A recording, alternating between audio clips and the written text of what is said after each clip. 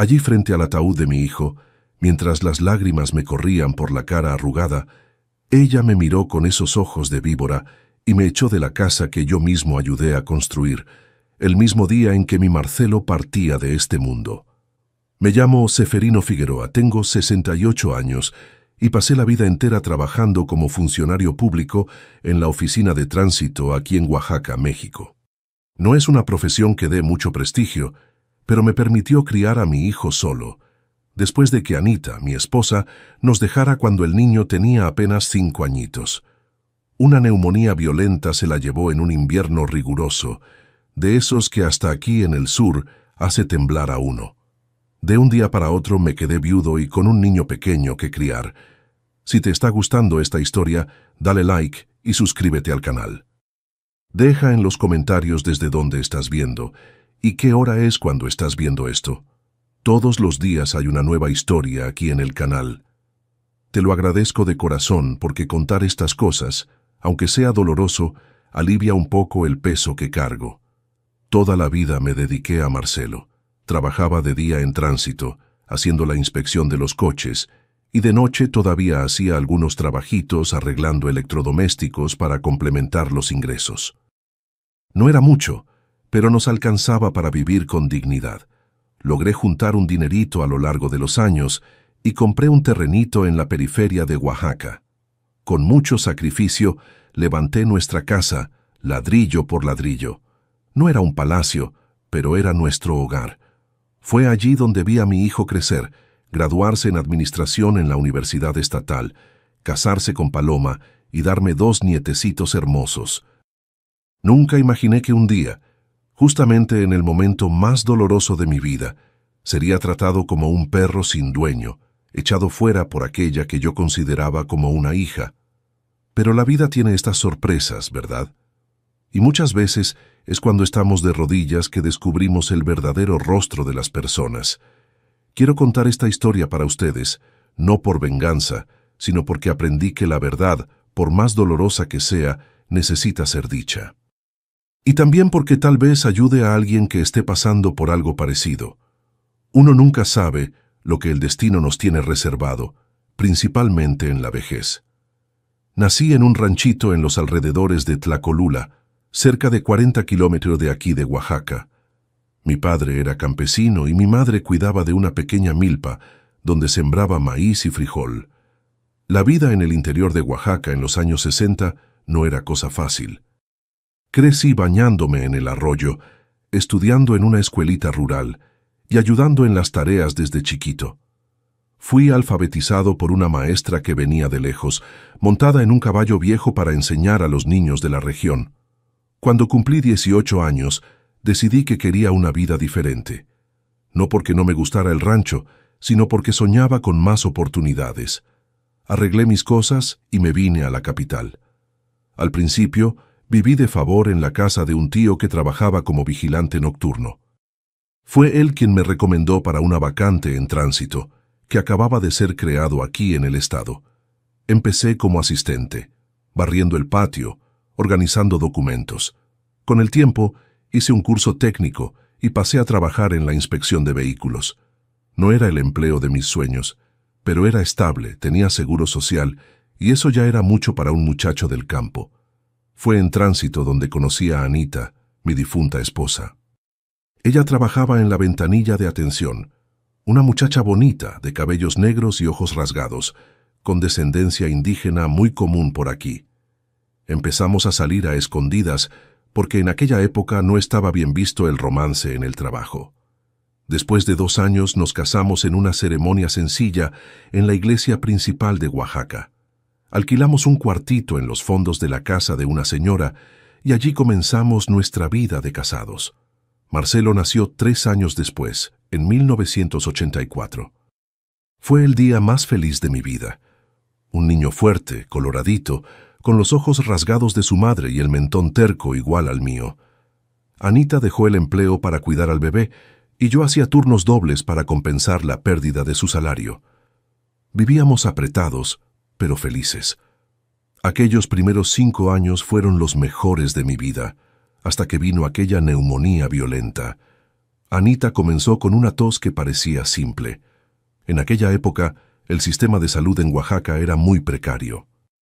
Cuando finalmente conseguí una internación, la infección ya había tomado cuenta de sus pulmones. En una semana perdí a mi compañera, enterré a Anita con el corazón partido y un hijo pequeño que criar. A partir de ahí, mi vida se volvió una maratón. Conseguí transferencia al turno diurno en tránsito para poder estar con Marcelo por la noche. Contraté a una señora, doña Imelda, que lo cuidaba durante el día. Los fines de semana, además de pasar tiempo con mi hijo, todavía arreglaba electrodomésticos de los vecinos para ganar un extra. Aprendí solo, experimentando, equivocándome, intentando de nuevo. Tenía maña para eso, y pronto me hice conocido en el barrio como Cefe el de los arreglos. Los sacrificios fueron muchos. Recuerdo cuántas veces tuve que elegir entre comprar material escolar para Marcelo o un par de zapatos nuevos para mí. La elección era siempre fácil. Mi hijo venía primero. En las vacaciones escolares, en vez de descansar, yo tomaba servicios extras. Quería que mi muchacho tuviera todo lo que yo no tuve: estudios, oportunidades, posibilidad de ser alguien en la vida.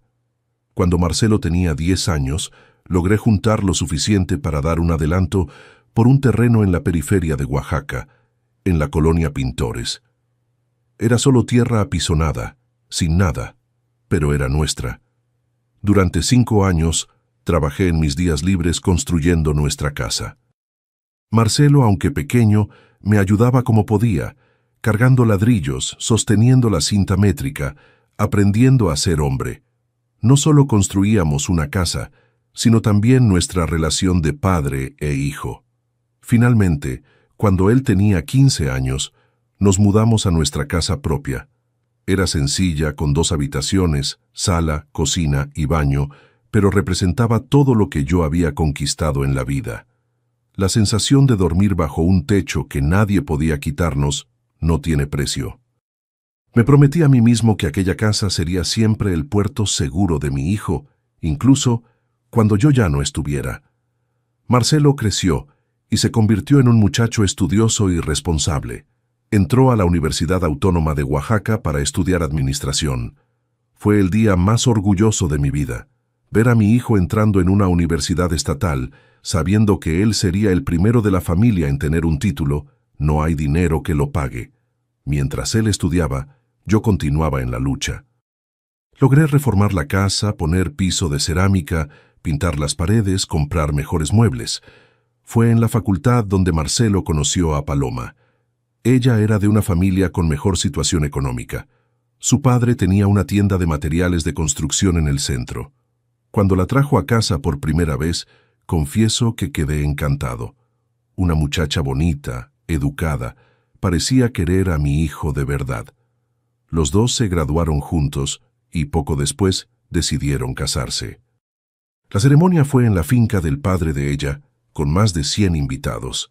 Yo, que nunca fui de lujos, me puse mi único traje y contuve la emoción de ver a mi muchacho convirtiéndose en un hombre casado. Como regalo de bodas, les ofrecí la segunda habitación de nuestra casa que acababa de reformar. La idea era que vivieran conmigo hasta que pudieran comprar su propio hogar. Marcelo aceptó enseguida, pero noté un brillo extraño en los ojos de Paloma. Hoy entiendo que aquello ya era una señal. Los primeros meses del matrimonio fueron tranquilos. Marcelo consiguió trabajo en una empresa de contabilidad y Paloma daba clases particulares de inglés. Pronto llegó la noticia del embarazo del primer nieto, Pedrito. Ahí vinieron los primeros cambios que debería haber notado mejor. Paloma comenzó a quejarse del tamaño de la casa. Decía que necesitábamos más espacio, que el niño necesitaba una habitación solo para él. Yo, queriendo agradar, me apreté aún más. Comencé a dormir en la sala, dejando la habitación que era mía para el bebé que estaba por llegar. Cuando Pedrito nació, parecía que había llegado una nueva luz a la casa. Yo, ya con más de 55 años, me desdoblaba para ayudar. Llegaba del trabajo y todavía bañaba a mi nietecito. Le cambiaba los pañales, le cantaba para que se durmiera. Paloma, sin embargo, parecía cada vez más insatisfecha. Se quejaba de la colonia. Decía que no era lugar para criar a un niño, que necesitábamos mudarnos. Marcelo, siempre conciliador, intentaba calmarla, recordándole que estábamos ahorrando para comprar una casa más grande. 2 años después nació Mariana, mi nietecita, la viva imagen de mi hijo. Con 2 pequeños en la casa, el espacio realmente se volvió estrecho. Fue cuando Marcelo me llamó para una conversación seria. Dijo que estaba pensando en hacer una gran reforma, agrandar la casa, construir más habitaciones. Necesitaría usar todos sus ahorros y todavía pedir un préstamo. Me preguntó qué pensaba. Hijo, esta casa la construí para ti. Si quieres derribar todo y hacerla de nuevo, tienes mi bendición. Fue ahí cuando me sorprendió. Dijo que quería pasar la casa a mi nombre oficialmente, como forma de garantizar que yo siempre tendría donde vivir, aunque le pasara algo a él. Le dije que no era necesario, que confiaba en él, pero Marcelo insistió. Papá, uno nunca sabe lo que puede pasar mañana. Quiero tener la certeza de que siempre tendrás tu rinconcito. Al día siguiente, fuimos a la notaría y él hizo la donación vitalicia de la casa a mi nombre. El documento decía que yo tendría derecho a vivir allí hasta el fin de mi vida, independientemente de cualquier cosa. Guardé aquel papel en una caja vieja de zapatos, junto con el acta de nacimiento de él y otros recuerdos importantes. Nunca imaginé que aquel documento un día sería mi salvación. La reforma de la casa tardó 6 meses. Quedó bonita, con 3 habitaciones, sala amplia, cocina equipada. Gastamos todo lo que teníamos y algo más. Paloma parecía finalmente satisfecha, pero noté que ella comenzó a tratarme de manera diferente. Ya no me invitaba a comer con ellos. Se quejaba cuando yo encendía la TV en la sala. Decía que hacía demasiado ruido por la mañana cuando me iba a trabajar. Pequeñas señales que yo, en mi ingenuidad de padre y abuelo apasionado, prefería ignorar. Marcelo, siempre ocupado con el trabajo y con los niños, parecía no notar estos cambios. O tal vez los notaba, pero prefería no crear conflictos. Él siempre fue así, pacificador desde pequeño, evitaba discusiones, buscaba armonía. A veces pienso que si él hubiera sido un poco más duro con Paloma desde el principio, tal vez las cosas habrían sido diferentes. Pero el destino ya estaba trazando sus planes, y ninguno de nosotros podía imaginar lo que estaba por venir. Marcelo tenía 39 años cuando ocurrió la tragedia. Era un martes de julio. Lo recuerdo como si fuera hoy. Él había ido a trabajar como siempre. Salió de casa a las 7 de la mañana después de tomar café conmigo. Paloma todavía estaba durmiendo, como de costumbre. Aquel día me pidió que recogiera a Pedrito en la escuela a las 3 de la tarde, porque tenía una reunión importante. Acepté enseguida, feliz de poder ayudar. Papá, no te olvides de llevarle su merienda. El niño está en una fase que solo come pan con dulce de guayaba. Déjalo en mis manos, hijo. Ya te crié a ti, sé cómo es. Él sonrió, me dio una palmadita en la espalda y salió. Fue la última vez que vi a mi hijo con vida. Alrededor de las 2 de la tarde ya me estaba arreglando para ir a buscar a mi nietecito en la escuela cuando sonó el teléfono. Era la secretaria de Marcelo, la voz entrecortada casi sin conseguir hablar bien. Don Ceferino. Marcelo se puso mal en la sala de reuniones. Se desmayó de repente. La ambulancia ya lo llevó al hospital general. Sentí que mis piernas flaqueaban. Dejé el teléfono, agarré las llaves del coche viejo que tenía y salí volando. En el camino llamé a Paloma. No contestó en los 3 primeros intentos. En el cuarto, finalmente oí su voz irritada. ¿Qué pasa, don Ceferino? Estoy en el salón de belleza. Paloma, Marcelo se puso mal en el trabajo. Está en el hospital. Voy para allá ahora. Dios mío, ¿qué le pasó? No lo sé todavía. Encuéntrate conmigo allá. Cuando llegué al hospital, ya había un movimiento extraño en la recepción. Una enfermera me preguntó si yo era pariente del joven que había ingresado por emergencia. Confirmé que era su padre. Me pidió que esperara, que el médico vendría a hablar conmigo. En aquel momento ya sentí que la cosa era seria. Mi corazón de padre se aceleró. El médico, un joven con ojeras profundas, me llamó a una salita. Allí, sin rodeos, me dio la noticia que ningún padre quiere oír. Don Ceferino, su hijo sufrió un accidente cerebrovascular hemorrágico masivo. Hicimos todo lo que estaba a nuestro alcance, pero desafortunadamente no resistió. Lo siento mucho. No conseguí decir nada. El mundo se detuvo en aquel instante. Me quedé mirando al médico como si estuviera hablando otro idioma. ¿Cómo así mi hijo había muerto? Solo tenía 39 años. Era saludable. Hacía caminatas todos los domingos en el parque con Sati. Nunca fumó. Bebía solo socialmente. ¿Cómo podía ser? Fue muy rápido, continuó el médico. Probablemente tenía un aneurisma cerebral que nadie sabía. Es como una bomba de tiempo. Cuando se rompe es fulminante. Pedí ver a mi hijo. Me llevaron a una sala fría, donde su cuerpo estaba cubierto por una sábana blanca. Cuando descubrieron su rostro, parecía que estaba durmiendo. No tenía marcas, no tenía sufrimiento estampado, solo un sueño profundo del cual nunca más despertaría. Pasé la mano por sus cabellos, como hacía cuando era pequeño. Ve con Dios, hijo mío. Ve a encontrar a tu madre allá en el cielo. Paloma llegó casi una hora después.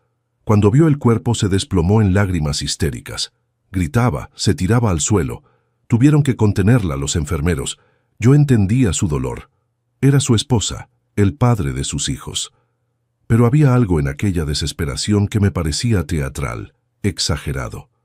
Pensé que fuera solo impresión mía, causada por mi propio shock. Los siguientes 2 días fueron un torbellino. Conseguir el ataúd, liberar el cuerpo, organizar el velorio, recibir las condolencias de amigos, colegas, vecinos. Me mantuve firme, como aprendí a ser toda la vida. Por fuera, aguantaba. Por dentro estaba destrozado. Mi único hijo, mi razón de vivir, se había marchado antes que yo. Es el mayor dolor que un viejo puede sentir. El velorio se realizó en la capilla del cementerio municipal de Oaxaca. Mucha gente asistió. Marcelo era querido. Tenía amigos por todas partes. Paloma durante todo el tiempo estuvo rodeada por sus amigas y familiares. Apenas me habló. Pensé que fuera el estado de shock, el dolor de la pérdida. Los nietecitos, pobrecitos, no entendían bien lo que estaba pasando. Pedrito, con 7 años, preguntaba cuándo despertaría papá. Mariana, de 5, lloraba porque todos estaban llorando. Hice lo que pude para consolarlos, explicándoles a la manera que un niño entiende que su papá se había ido a vivir al cielo. Fue en el día del entierro, cuando el ataúd ya estaba siendo llevado a la tumba, que todo se derrumbó. Yo estaba con los nietecitos, sosteniendo una mano de cada uno, tratando de explicarles una vez más que nos estábamos despidiendo de su papá. Fue cuando sentí una mano pesada en mi hombro. Me giré y me encontré cara a cara con Paloma, los ojos rojos, pero de una manera diferente. No era solo tristeza, era rabia. «Necesito hablar contigo», dijo en un tono que nunca había usado conmigo antes. Pedí a una amiga de ella que se quedara con los niños y la acompañé hasta un rincón más apartado del cementerio, debajo de un árbol de mango. Allí, sin nadie cerca, se quitó la máscara. «Voy a ser directa, don Ceferino. Tiene 15 días para juntar sus cosas e irse de mi casa». Fue como un puñetazo en el estómago. No conseguí responder de inmediato. «¿Cómo así, tu casa? Esa casa la construí para Marcelo. Era de Marcelo, ahora es mía y de mis hijos. Usted es un viejo vago, que siempre vivió a costa de él. Nunca me gustó compartir techo con usted, pero lo aguanté por Marcelo. Ahora se acabó. Paloma, estamos enterrando a mi hijo, tu marido. ¿Cómo puedes decir algo así en un momento como este?» Ella dio una risa seca, de esas que congelan el alma. «Siempre supe que usted es un parásito, ni jubilado está todavía. A los 68 años, todavía dependiendo del hijo. Ahora que él se fue, no tengo más obligación de mantener a un viejo. Váyase antes de que le dé una golpiza». Me quedé allí paralizado, mientras ella volvía al grupo de amigos y familiares, secándose lágrimas falsas. Nadie imaginaba la víbora que acababa de picarme mortalmente. Aquella noche no tuve valor de volver a casa. Agarré mi coche viejo, un Volkswagen Sedán 86 que Marcelo me había ayudado a comprar años atrás, y fui a la plaza central de Oaxaca. Me quedé allí cerca de la catedral y pasé la noche despierto, mirando el movimiento, las luces, pensando en lo que había pasado, cómo la vida podía cambiar tan rápido. En menos de una semana perdí a mi hijo y mi hogar. A la mañana siguiente, conduje hasta la casa con la esperanza de que tal vez todo hubiera sido una pesadilla, que Paloma hubiera dicho aquello en un momento de desesperación. Llegué allí alrededor de las 10 de la mañana. Apenas estacioné en la acera y la vi saliendo toda arreglada con mis 2 nietecitos. Me vio, hizo una cara de asco y entró rápidamente en su coche, un Honda Civic que Marcelo había comprado el año anterior. Se marchó sin decir una palabra. Entré en la casa usando mi llave. Noté que algunas cosas ya estaban diferentes. Fotos mías y de Marcelo habían sido retiradas de las paredes. Mi habitación improvisada en la sala ya tenía cajas apiladas, mi ropa tirada encima. El mensaje era claro. Ya no era bienvenido. Tomé algunas prendas de ropa, mis documentos y salí. Volví al coche y me quedé rodando por la ciudad sin rumbo. Pensé en buscar un abogado, pero ¿con qué dinero? Mi salario apenas alcanzaba para mis gastos y ahora tendría que encontrar un lugar para vivir. Pensé en los amigos, pero la mayoría eran parejas con familia constituida. No había cómo alojarme. Pasé la segunda noche en el coche también, estacionado en el patio de tránsito donde trabajaba. El guardia nocturno, don Adalberto, hasta me ofreció dormir en la caseta con él, pero rechacé. Preferí quedarme solo con mi dolor. Al tercer día, después del entierro, tomé valor y fui a una pensión barata en el centro. Alquilé un cuartito simple con baño compartido en el pasillo. Pagué por adelantado una semana, casi la mitad de lo que tenía en la cartera. Llevé mis pocas cosas para allá y me senté en la cama dura, mirando al techo descascarado. Fue allí, en aquel momento de soledad absoluta, que recordé la caja vieja, donde guardaba documentos importantes. La había dejado en la casa, debajo de la cama de la sala donde dormía. En ella estaban mis recuerdos más preciados, incluyendo fotos de Marcelo niño, el acta de nacimiento de él, el acta de defunción de Anita. Necesitaba recuperar aquella caja antes de que Paloma la tirara. Reuní mis fuerzas y volví a la casa. Era final de la tarde. El sol fuerte de Oaxaca ya comenzaba a dar una tregua. Estaba a una cuadra de distancia y me quedé observando. Vi cuando el coche de Paloma salió, probablemente yendo a buscar a los niños en la escuela. Era mi oportunidad. Entré rápido. Fui directo a la sala. La cama donde dormía ya no estaba allí. En su lugar había bolsas de ropa nueva, cajas de zapatos. Me agaché para mirar debajo del sofá y allí estaba mi caja de recuerdos.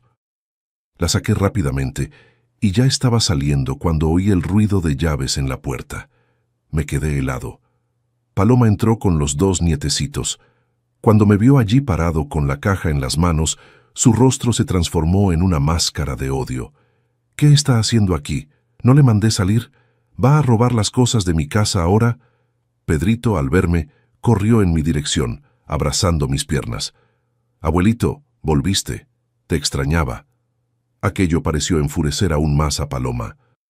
Jaló al niño por el brazo con tanta fuerza que lloró. «Vayan a su cuarto, los 2 ahora». Los niños salieron corriendo, asustados. Ella se giró hacia mí, los ojos brillando. «Váyase, viejo. Esta casa es mía ahora. Si no sale, voy a llamar a la policía y decir que usted invadió». «Solo vine a buscar mis recuerdos», respondí mostrando la caja. «Son recuerdos de mi hijo.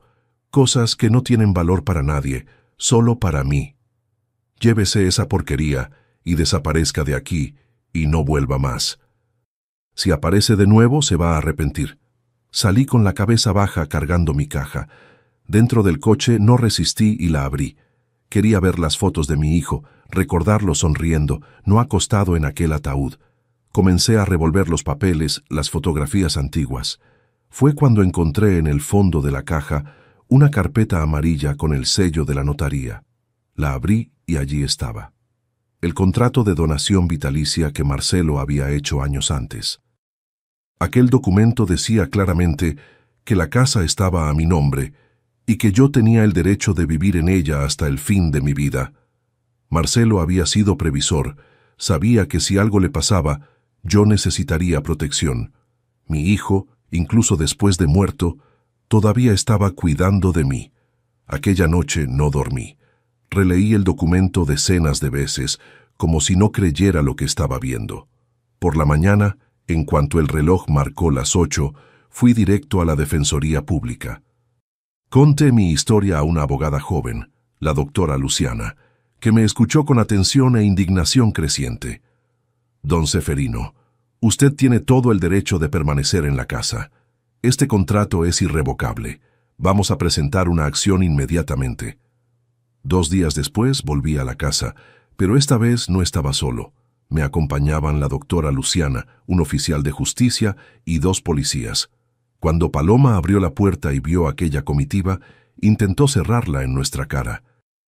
El policía mayor lo impidió con el pie. Señora Paloma, estamos aquí para cumplir una orden judicial. El señor Ceferino Figueroa tiene derecho de usufructo vitalicio de esta residencia, conforme al documento registrado en notaría. Tiene 24 horas para devolver las pertenencias de él a su debido lugar. Ella palideció, intentó argumentar, gritó, amenazó, pero ante la ley no había qué hacer. El documento era claro. La casa era legalmente mía. Marcelo había garantizado eso, pensando justamente en la posibilidad de su ausencia. La doctora Luciana entregó la intimación en sus manos. Señora, le sugiero que busque un abogado. Mientras tanto, el señor Ceferino vuelve a vivir en la casa, como es su derecho. Y si hay cualquier intento de perturbación o amenaza, está orientado a llamar a la policía inmediatamente. Paloma, derrotada, me lanzó una mirada de puro odio. Esto no va a quedar así, viejo miserable. Me las va a pagar. Aquella noche, volví a dormir en la casa que yo mismo había construido. Paloma se encerró en la habitación con los nietecitos, impidiéndome verlos. Oí cuando llamó a sus padres, diciéndoles que necesitarían encontrar otro lugar para vivir, que no podría quedarse más bajo el mismo techo que yo. En las semanas siguientes, ella intentó de todo. Habló con abogados que confirmaron la validez del documento. Intentó provocarme, dejando la casa sucia, haciendo ruido de madrugada, escondiendo mis pertenencias. Pero aguanté firme, manteniendo la dignidad que aprendí en la vida dura del campo. Un mes después del funeral, Paloma anunció que se estaba mudando con los niños a la casa de sus padres. Arregló las maletas un viernes y partió, llevándose a mis nietecitos. Lo último que dijo antes de cerrar la puerta fue: «Puede haberse quedado con la casa, viejo, pero nunca más verá a sus nietos. Les voy a contar que usted nos echó, que el abuelito es un monstruo egoísta». Aquellas palabras dolieron más que cualquier bofetada. La casa ahora vacía parecía un mausoleo.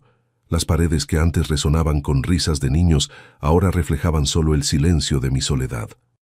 Había ganado la batalla por la vivienda, pero estaba perdiendo la guerra por lo que realmente importaba: la familia. Durante los 3 primeros meses tras la partida de Paloma con mis nietecitos, viví en un limbo. Iba a trabajar a tránsito, volvía a la casa vacía, miraba los juguetes abandonados por los rincones y lloraba silenciosamente. A veces agarraba el coche y pasaba frente a la casa de sus padres, solo para ver si conseguía avistar a los niños jugando en el patio. Nunca tuve valor de parar o tocar a la puerta. Oaxaca, a pesar de ser la capital del estado, es una ciudad pequeña donde todos se conocen. Pronto la historia se esparció. En el supermercado, en el mercado, hasta en la iglesia, yo sentía las miradas, algunas de lástima, otras de reprobación. Paloma había difundido su versión de la historia, que yo, un viejo avaro, la había echado a ella y a los niños de casa justo después de la muerte del marido. En el trabajo los compañeros evitaban tocar el tema, pero yo percibía los cuchicheos. «Es aquel que le quitó la casa a la viuda de su hijo», decían. Pocos se tomaron la molestia de escuchar mi versión de la historia. El ser humano prefiere creer en el escándalo, en el drama. Una nuera desamparada y 2 huérfanos sin techo venden mejor que un viejo defendiendo su derecho de no acabar en la calle. Fue una mañana de septiembre, casi 4 meses después de la muerte de Marcelo, que recibí una visita inesperada en tránsito. Estaba en mi cubículo, haciendo la inspección de un coche cuando Jefferson, un compañero de la recepción, vino a buscarme. «Don Cefe, hay una señora que quiere hablar con usted, dice que es urgente». Me limpié las manos sucias de grasa en un trapo y fui hasta la recepción. Allí estaba doña Matilde, la vecina que vivía en la casa de enfrente, al otro lado de la calle. Una señora de unos 70 años, viuda como yo, que siempre intercambiaba recetas con Paloma y a veces cuidaba de los niños. «Don Ceferino, disculpe que venga a su trabajo, pero necesitaba mucho hablar con usted». Salimos a la acera para tener más privacidad. Ella parecía nerviosa, mirando a los lados como si temiera ser vista. «¿Qué ocurre, doña Matilde? ¿Algún problema en la casa?» «No, es sobre Paloma. Sé que tuvieron problemas, pero lo que estoy viendo no está bien». Ya no puedo quedarme callada. Mi corazón se aceleró. ¿Habría pasado algo con mis nietos? ¿Los niños están bien? Sí, gracias a Dios. Pero no es sobre eso. Es sobre... Bueno, es difícil decirlo, pero usted necesita saberlo. Paloma no está respetando la memoria de su hijo. Respiró hondo antes de continuar. 2 semanas después del entierro, comencé a ver a un hombre entrando y saliendo de la casa de sus padres, donde ella está viviendo. Un muchacho joven, mucho más joven que ella. Al principio pensé que sería pariente, pero no actúan como parientes, si me entiende. Aquello me golpeó como un rayo, pero traté de no demostrarlo. «Doña Matilde, Paloma es viuda, joven todavía. Tiene derecho a rehacer su vida». «Don Ceferino, el problema no es ese. Es que ese muchacho es Carlos, el ex socio de Marcelo, de aquel intento de abrir una tienda de artículos deportivos hace 2 años, aquella que fracasó y Marcelo perdió dinero. ¿Recuerda? La escuché comentar con su madre que ya llevaban juntos más de 1 año, a escondidas, que ahora, sin Marcelo, podrían estar juntos abiertamente. El suelo desapareció bajo mis pies. Entonces, era eso. Mi hijo apenas se había enfriado en la sepultura y Paloma ya estaba con otro. Y peor, alguien con quien aparentemente ya mantenía una relación antes de la muerte de él. ¿Sabía usted que Marcelo había hecho un seguro de vida alto? $15,000. Paloma los recibió la semana pasada. Ayer mismo la vi saliendo de la agencia con un coche nuevo. $15,000. Era más dinero del que había visto en mi vida. Nunca supe de ese seguro. Marcelo no me había comentado. Probablemente era algo que había hecho pensando en el futuro de los hijos. «Hay algo más», continuó doña Matilde. La escuché diciéndole a su madre que tan pronto como venda la casa de sus padres, se mudará al nuevo fraccionamiento en la zona sur con Carlos. Dijo que dejará a los niños aquí con la abuela y comenzará una nueva vida. Sus palabras, no mías. Aquello fue la gota que colmó el vaso. Una cosa era que me odiara, que me echara, que me difamara por la ciudad. Otra cosa era abandonar a sus propios hijos, los hijos de mi Marcelo, para vivir con el amante usando el dinero del seguro. Agradecí a doña Matilde por la información. Ella parecía aliviada por haberse desahogado. Antes de irse, sostuvo mi mano con fuerza. «Don Ceferino, usted es un hombre bueno, todo el mundo lo sabe. No deje que esa mujer destruya el legado de su hijo». Aquella tarde no pude seguir trabajando. Pedí al jefe salir más temprano, alegando dolor de cabeza. Fui directo a casa y pasé horas sentado en el portal pensando. No era solo sobre mí ahora, era sobre mis nietos, sobre protegerlos, sobre honrar la memoria de mi hijo. Al día siguiente, tomé una decisión. Tomé mis ahorros, que no eran muchos, y fui hasta el despacho de un abogado particular, el doctor Pablo Mendoza, conocido por ser riguroso y eficiente. Le conté toda la historia desde el principio. Mostré el contrato de donación vitalicia, le expliqué sobre la expulsión, las difamaciones y ahora la probable negligencia con los niños. «Don Ceferino, Usted tiene más que derecho sobre la casa. Tiene derecho de pedir la custodia de los nietos. Como abuelo, en ausencia del padre y con evidencias de negligencia materna, puede iniciar un pedido de custodia, al menos compartida. Doctor, ¿tengo condiciones de criarlos? Soy un viejo de 68 años. Todavía trabajo. Usted crió a su hijo solo, ¿verdad? Además, la cuestión financiera no es impedimento. Si lo que la señora Matilde dijo es verdad, Paloma recibió un seguro de vida sustancial que por derecho debería ser usado en beneficio de los niños. Durante las 2 semanas siguientes, el doctor Pablo trabajó intensamente en el caso. Consiguió testimonios de vecinos, reunió pruebas del cambio repentino del nivel de vida de Paloma, documentó el abandono parcial de los niños que ahora pasaban la mayor parte del tiempo con la abuela materna. Lo más sorprendente fue cuando descubrió, a través de una investigación minuciosa, que tal Carlos, el supuesto amante, tenía un historial de pequeños fraudes. Ya había sido procesado 2 veces por estafa y estaba siendo investigado por aplicar engaños a viudas. Aparentemente, Paloma no era la primera mujer recién viuda a la que se acercaba con intenciones dudosas. Con todo ese material en mano, el doctor Pablo inició una acción legal pidiendo la custodia provisional de mis nietos y una investigación sobre el uso del dinero del seguro, que debería estar siendo administrado en beneficio de los niños. La audiencia fue programada para 2 semanas después. Durante ese tiempo, Paloma debió haber sido notificada porque comenzó una nueva ola de difamación contra mí. Ahora, además de avaro, yo era un viejo loco queriendo robar a los niños de su madre. Llegué a recibir llamadas anónimas con amenazas. Alguien rayó mi coche viejo con las palabras ladrón de niños. El día de la audiencia me puse mi único traje, el mismo que había usado en la boda de Marcelo y después en el funeral. Estaba nervioso, las manos me temblaban. El doctor Pablo me tranquilizó. Esté tranquilo, don Ceferino. La verdad está de nuestro lado. La jueza es conocida por priorizar el bienestar de los niños por encima de todo. La sala de audiencias estaba llena. De un lado, yo y mi abogado. Del otro, Paloma, acompañada por un hombre joven de traje barato y cabello bien peinado, probablemente el tal Carlos, y su abogado, un señor de mediana edad con cara de pocos amigos. La jueza, una mujer de unos 50 años de apariencia severa, entró en la sala y todos nos levantamos. Comenzó leyendo los documentos del proceso, ocasionalmente mirando por encima de los lentes hacia mí y hacia Paloma. Cuando los abogados comenzaron sus argumentaciones, la tensión era palpable.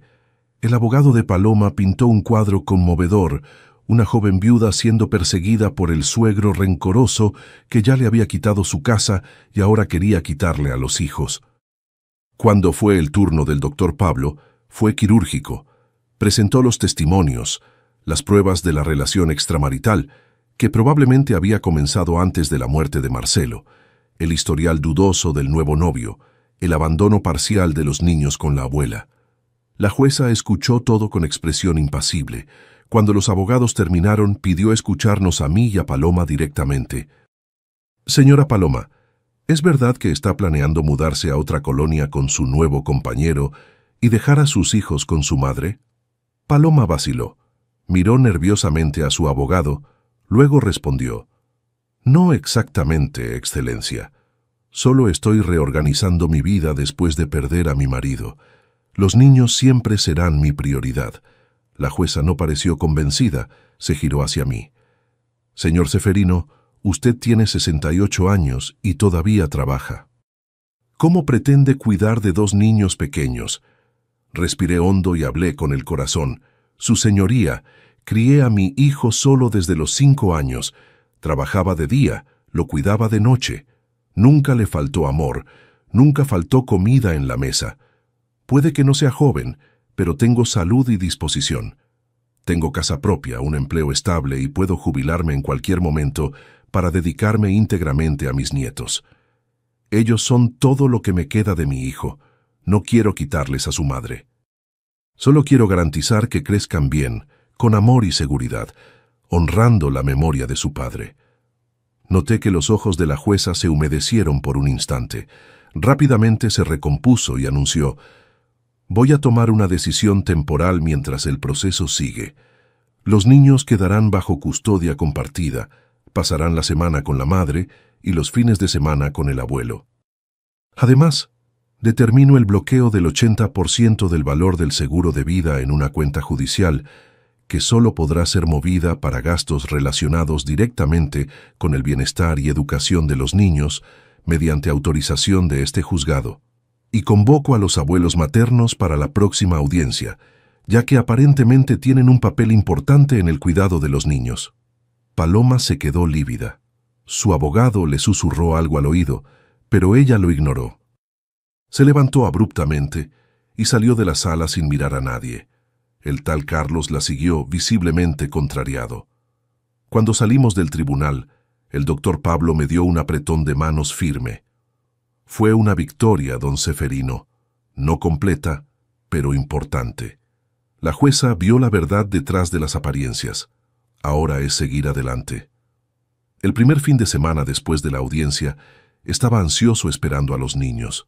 Preparé la habitación que era de Marcelo cuando era niño. Compré comida que les gustaba. Incluso pedí prestados algunos juguetes a un compañero de trabajo que tenía nietos de la misma edad. El viernes por la tarde sonó el timbre. Abrí la puerta y allí estaban mis nietecitos con sus mochilas a la espalda. La abuela materna a su lado. No había señal de Paloma.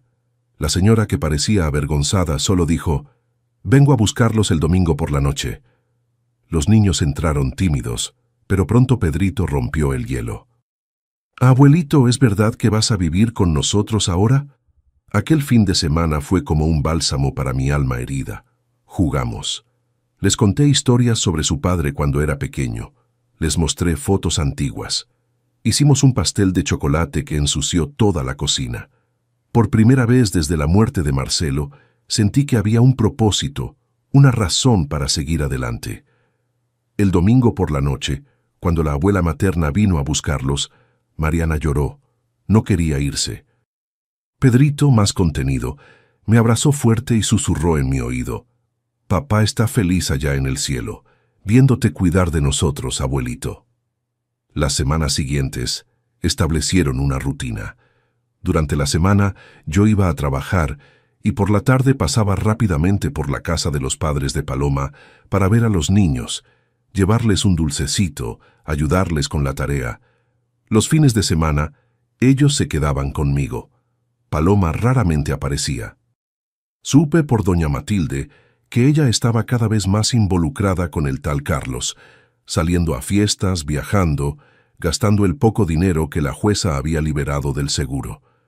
Aproximadamente 3 meses después de la primera audiencia, recibí una llamada del doctor Pablo.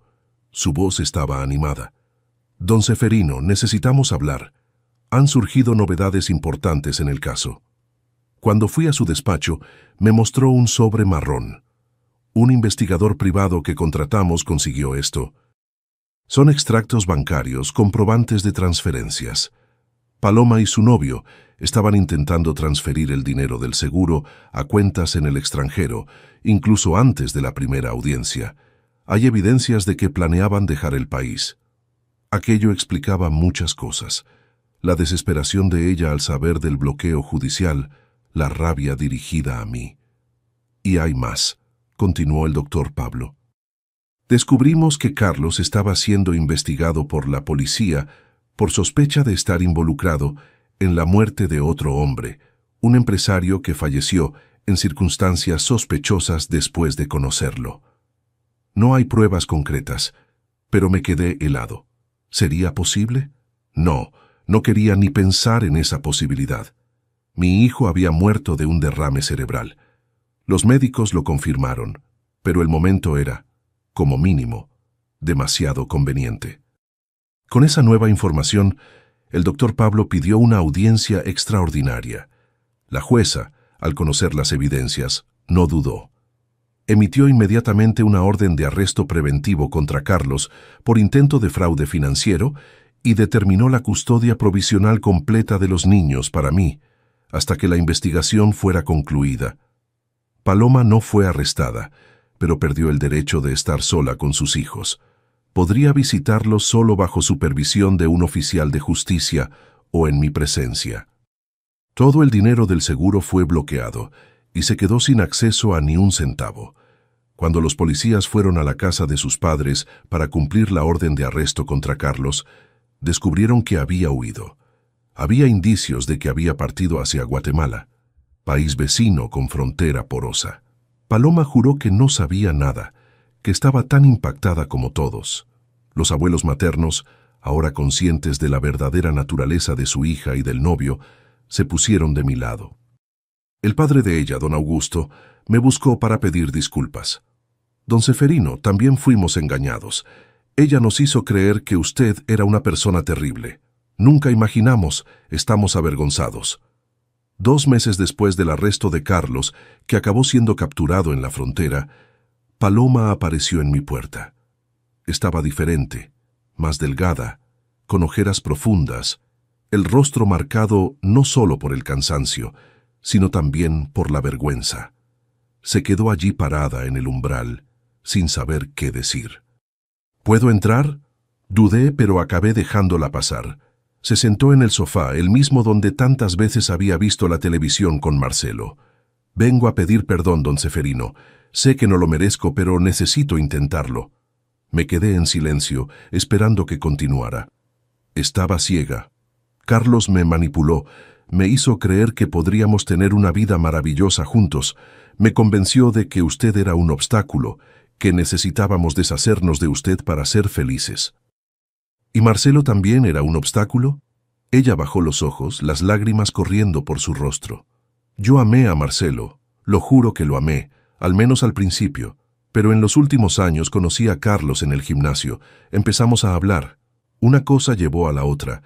Nunca lo planeamos. Lo que pasó con Marcelo fue un accidente terrible. Juro por Dios que nunca deseé su muerte. La miré con lágrimas contenidas. Mi hijo había sido traicionado en vida y su memoria deshonrada en la muerte.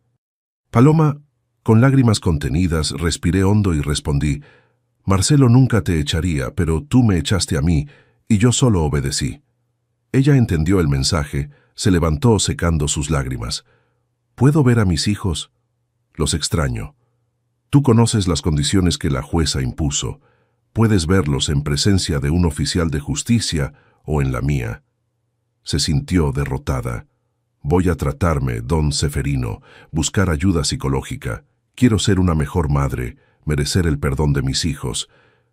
Y el suyo algún día. Cuando se fue me quedé allí sentado solo, pensando en todo lo que había ocurrido. La vida nos había jugado malas pasadas, pero también nos había dado nuevas oportunidades.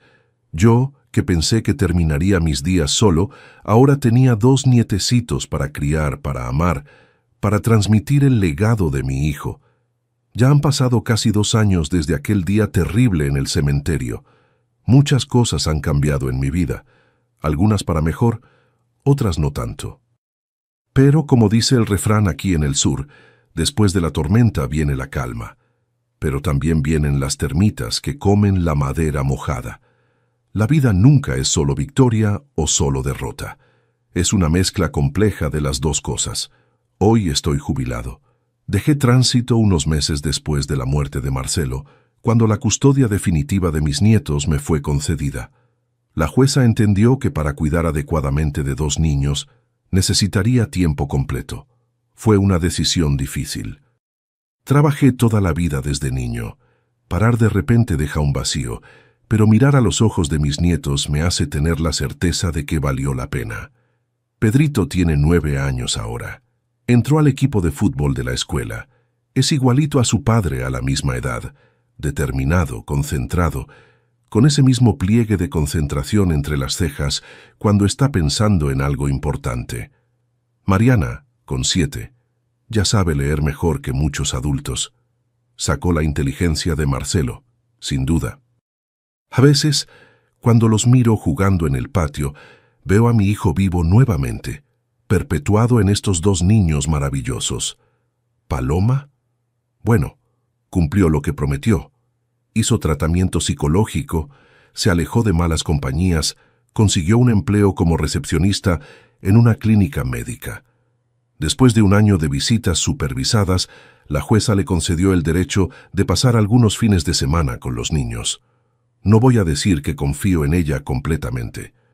Algunas heridas son demasiado profundas para cicatrizar totalmente, pero reconozco que está esforzándose por ser una mejor madre.